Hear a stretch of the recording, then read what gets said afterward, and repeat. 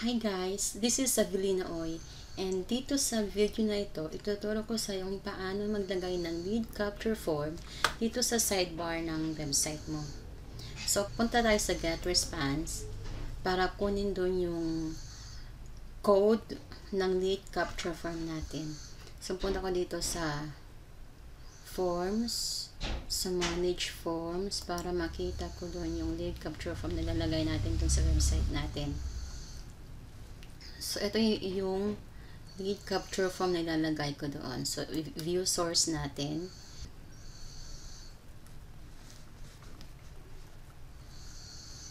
So, ito siya. I-copy natin ito ng yung show JavaScript code. Yung code na ito, i-copy natin lang ito. Copy lang ito. Tsaka, i-paste doon.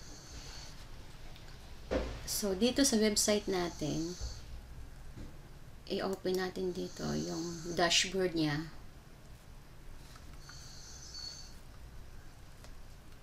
Tapos, i-open yung layout.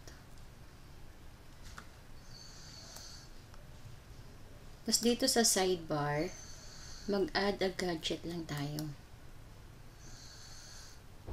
Tapos, piliin mo yung HTML, JavaScript. Tapos, dyan mo i-paste yung code doon na kinopy natin. So, yan. Tapos, save.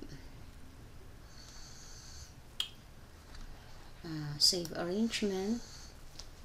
Then, i-view blog natin para makita kung anong result. So, ito na siya.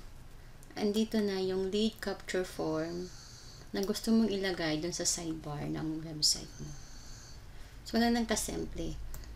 Mag-add gadget ka lang at pipiliin mo yung HTML or JavaScript code doon sa pag-click mo ng add a gadget. So, that's guys. So, yun lang po. Thank you and God bless.